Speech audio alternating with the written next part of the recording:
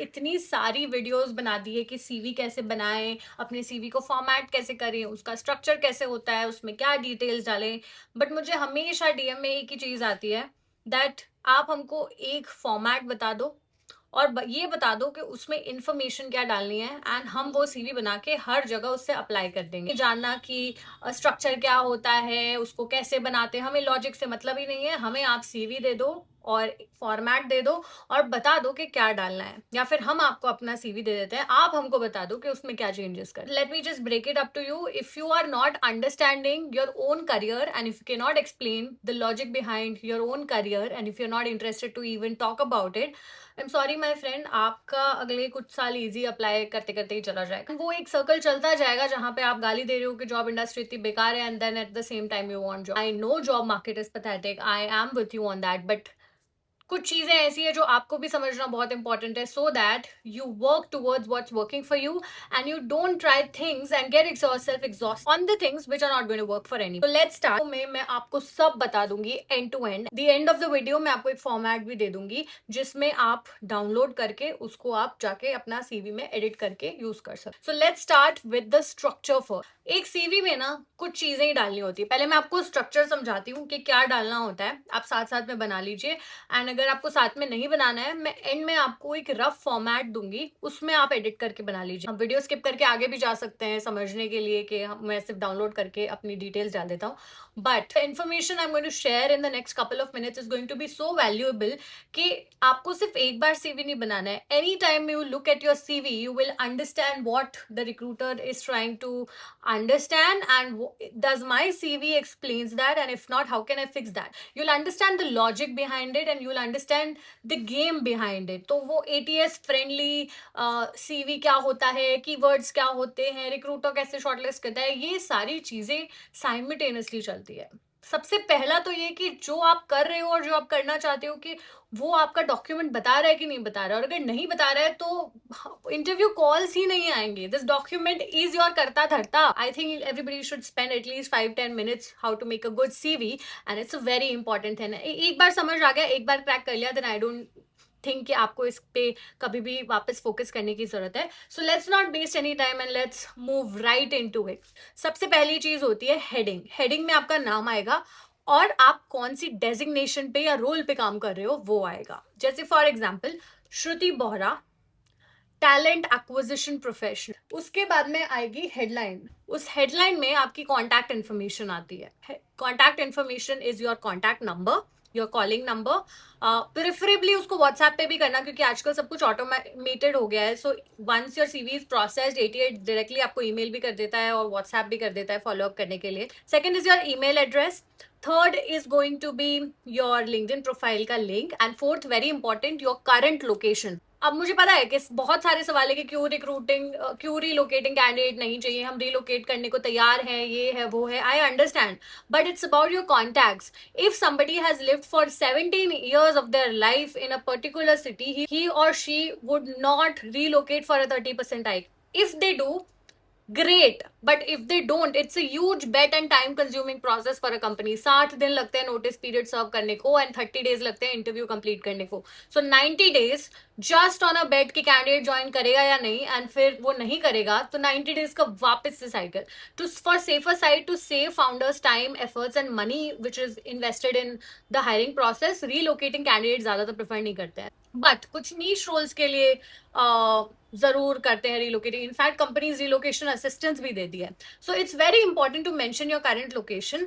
कई बार अगर आपकी करंट लोकेशन वो नहीं भी है तो भी आप ब्रैकेट में लिख सकते हो that my current location is Bangalore.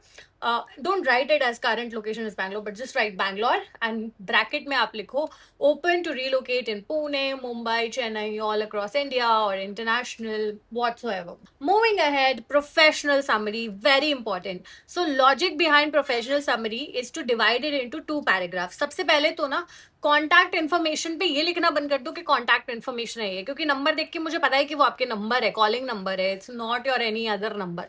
तो वो सब हेडिंग्स इसमें लिखने की जरूरत नहीं है। Just write Shruti Vora, write contact number, email, LinkedIn profile, and उसमें लिंक, हाइपर लिंक पे डाल देना, and then you my current location which is Mumbai. And then नीचे प्रोफेशनल समरी की भी हेडिंग डालने की जरूरत नहीं है। प्रोफेशनल समरी डायरेक्टली आप आओ and break it into two small paragraphs. First paragraph should explain three simple things. आपका total years of experience, the products you have worked in or for, and the clients and industries you have worked for. अगर client के नाम लिख सकते हो great, अगर नहीं लिख सकते तो सिर्फ industries लिख दो, ठीक है। सिंपली बताती हूँ, talent acquisition professional with 4.5 years of experience working in B2B SaaS, fintech, engineering, product, non-technical hiring, and building teams for fintech, health tech, construction tech, e-commerce company. Coming to the second part of professionals, it also has a very straight motive. उसमें से भी हमें तीन चीजें जाननी है। सबसे पहले तो कि आप क्या करना चाहते हो, आप कौन सा रोल देख रहे हो, एंड आपके करंट रोल में ऐसे क्या अचीवमेंट थे जो आपको ये रोल ऑफर किया जाए। तो मैं आपको जब फॉर्मेट दूंगी, आपको एक बेसिक लेआउट मिल जाएगा जो आप एडिट कर सकते हो अपनी डिटेल्स डालने के। नाउ कमिंग टू की skills is very important, but आपको दुनिया की सारी स्किल्स उठा के एक जगह नहीं पटक देनी है जिसका कोई सेंस भी नहीं है। इसको डिवाइड करके दो बुलेट पॉइंट्स लिख लेना, technical skills, non technical skills, and colon लगा के separated by comma right your technical skills in one bullet point and non technical skills in another bullet point. It should be very small, very precise, वो भी आपको format में पता लगे। Now the best part, work experience. Work experience ना सबसे ज्यादा exploited domain है। लोग अपना जेडी उठाते हैं और अपने जेडी में से 10-12 लाइनें उठा के उसमें बुलेट पॉइंट्स में डाल देते हैं। अगर कोई यूनिवर्सिटी बोलती है कि छोटा जेडी बनाओ या फिर छोटा सीवी बनाओ या ऐसे करो वैसे करो, रिक्रूटर्स इतना लंबा सीवी नहीं पढ़ेंगे, तो पता है क्या करते हैं, वो 5-10 में से रैंडमली कुछ भी उठा के डिलीट कर देंगे एंड कुछ भी 5 डाल देंगे, एंड दे विल एक्सपेक्ट कि वो 5 में हमारा अब लक लग जाए, अब रिक्रूटर को पसंद आ जाए। वो नहीं होता है। I tell you very simply, simple शब्दों में वर्क एक्सपीरियंस में हम जब खोल रहे हैं, हम ये नहीं जानना चाहते कि आपने पूरा क्या क्या है, आप रेगुलरली क्या करते हो, आपका डेली रूटीन क्या है, आप लॉग इन कितनी बजे करते हो, लॉग आउट कितनी बजे करते हो, blah blah. No, not interested. आपको बुरा लगेगा सुन के, बट आई एम सॉरी, नहीं जाननी है हमको आपकी जीवनी। हमें बस ये जानना है कि सबसे पहली बात तो अगर आप 5 साल से किसी कंपनी में काम कर रहे हो तो आपका प्रमोशन हुआ है तो मेंशन करो। टेन्योर क्या था, जब मैंने ज्वाइन किया था मैं कंसल्टेंट थी, मैंने 2025 में ज्वाइन किया एंड 2026 जून तक मैं कंसल्टेंट थी एंड जुलाई 2026 से I am working as a lead. Simple. और उसको ना अलग अलग मत करो, जैसे फॉर एग्जाम्पल कंसल्टेंट का आपका क्या KRA था एंड नाउ आपका लीड हो तो आपका क्या KRA, वो नहीं लिखना है। हमें दोनों को प्रिसाइज करके जो आपका करंट KRA है लीड बनने के बाद, सिर्फ वो लिखो। आपने पहले क्या किया है उससे कोई मतलब नहीं है, क्योंकि you are climbing the ladder here rather than repeating the cycle की जो आप 2 साल पहले कर रहे थे वो आप वापस करना चाहते हो। उसका मैं क्या करूं, आपने वो पहले किया है नहीं किया है, आप अभी क्या कर रहे हो वो मैं आपसे कराना चाहती हूँ, और वो आप करना चाहते हो या उसके आगे बढ़ना चाहते हो, देन विल टॉक अबाउट। अब ये तो मैंने आपको बता दिया कि कैसे मेंशन करना है, कंपनी का नाम लिखना है एंड फिर नीचे से लेके ऊपर तक आपको जितनी भी आपकी ट्रैजेक्टरीज रही है, designation, promotion, if you spend more than 1 year, 2 year, 5 year, 6 years, great, mention all the designations and promotions you have got. अगर नहीं मिला है तो कोई बात नहीं, दैट्स ओके। अब बुलेट पॉइंट ना 5 से ज्यादा नहीं लिखने हैं, और उन बुलेट पॉइंट्स में क्या लिखना है, इम्पैक्ट। अपने मेट्रिक्स देखो कि आपके काम करने से कंपनी में कुछ इंप्रूव हो रहे हैं, कुछ रेशियोज इंप्रूव हो रहा है, कुछ प्रोजेक्ट का आप टाइमलाइन इंप्रूव कर रहे हो, like what kind of impact are you creating और your job creating for the company. अगर आपको वो समझ आ गया है, वो चीजें उठाओ।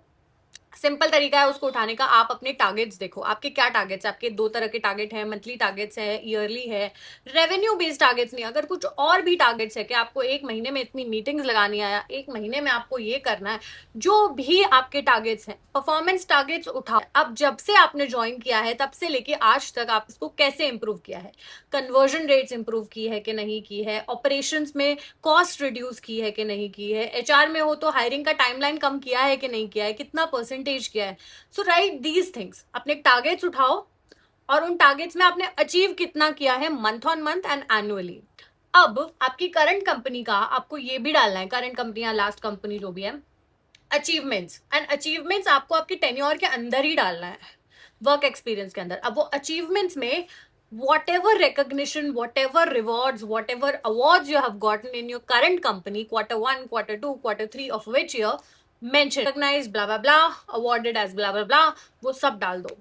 इसी फॉर्मेट में you have to write whatever like more companies work for. अब जो करंट कंपनी है उसके पीछे हम जितना जाते जाएंगे हमारे बुलेट पॉइंट्स कम होते जाएंगे and will highlight more of our rewards and achievements. Because 5 साल पहले मैंने प्रीवियस कंपनी में क्या किया था मुझे कोई मतलब नहीं है एज ए रिक्रूटर। मतलब मैं आपका पूरा जीवनी पढ़ के आपको हायर नहीं करूंगी, मैं ये जानना चाहती हूँ कि आप अभी क्या करते हो, आप उसमें कुछ इम्पैक्ट क्रिएट कर रहे हो। हाँ, then you are a high performer, I want you in my company. Now let's move ahead from work experience. Next is education. कोई मतलब ही नहीं है आपकी स्कूलिंग का। अब जैसे जैसे टाइम बढ़ता जाता है स्कूलिंग का अब उसमें कुछ रेलेवेंसी नहीं रही है, ठीक है। तो you only add your degree, graduation degree, the institution and tenure, कब शुरू की थी कब खत्म हुई, and then your masters degree if you have, your college name and your tenure, कब शुरू हुई कब खत्म हुई। That is it, that's it. कोई महाभारत नहीं लिखनी एजुकेशन में कि उसमें मैंने ये सीखा, मेरा ये स्पेशलाइजेशन था, ब्ला ब्ला ब्ला ब्ला। नो, बीटेक वाले अपना स्पेशलाइजेशन लिखेंगे, बाकी किसी को कुछ लिखने की जरूरत नहीं है। एमबीए वाले भी लिख सकते हैं बट बाकी किसी को आई डोंट थिंक जरूरत है। बीकॉम करके अकाउंट्स ऑनर्स मत लिख देना उसमें, because that's very lame, BCom का कुछ रेलेवेंस ही नहीं। Now coming to certifications which is the last part of the CV.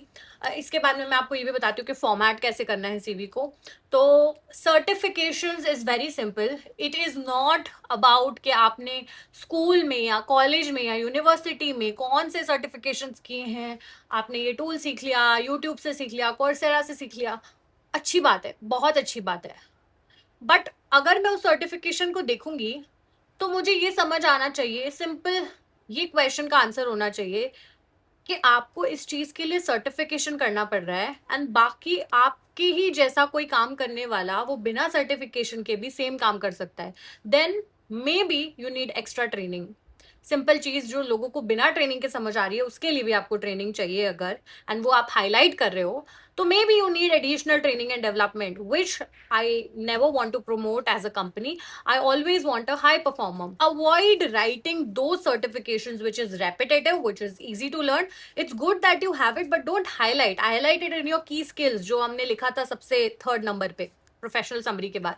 Like coming back to certifications, it's only certifications जो 6 महीने से ज्यादा का है या 3 महीने का भी है, but it's actually making an impact in your काम। अब एनालिटिक्स का अगर कोई सेल्स प्रोफेशनल कर लेगा या फिर एचआर जो प्रॉपर कोल्ड कॉलिंग में या सोर्सिंग में है रिक्रूटर, वो अगर एनालिटिक्स का एक सर्टिफिकेशन उठा के कर लेगा, उसको सीवी में डाल भी देगा, रेलेवेंसी नहीं, वो रैंडम चीज है। अब मैं क्या करूं, इतनी फालतू की चीज है, सीवी में कोई मतलब नहीं है, just remove it. Do a lot of things but this document should only have your important things, ठीक है। टॉक अबाउट फॉर्मेटिंग, 1-1.5 पेज से ज्यादा का आपका सीवी होना ही नहीं चाहिए। सैम्पल सीवी डॉक्यूमेंट, अभी go to description, check out the link, आप वहां से डाउनलोड कर सकते हो, उसको एडिट कर सकते हो। And if you still feel के देर इज, आई थिंक ये वीडियो ने ना पूरा कवर कर लिया है, अब आपको कोई और वीडियो, कोई रेफरेंसिंग की जरूरत नहीं है कि मैं क्या ऐड करूं क्या ऐड नहीं करूं। आई थिंक आपको लॉजिक भी समझ आ गया है। But if you think you have any career gap, any आपको कुछ चैलेंजेस आ रहे हैं, इसके बाद भी अगर आपको कुछ 1-on-1 कॉन्वर्जेशन करनी है तो मैं नीचे अपना इंस्टाग्राम चैनल ऐड कर रही हूँ, go to my Instagram, DM me, and अगर आपको 1-on-1 कोई भी कंसल्टेशन चाहिए, go there. I provide many kind of consultation, which is your LinkedIn optimization, your CV review, CV rewriting services as well, even your interview preparation, your salary negotiations, and if you need this complete package also, I have it for you. Just text me or DM me on Instagram and I think I'll share it with you.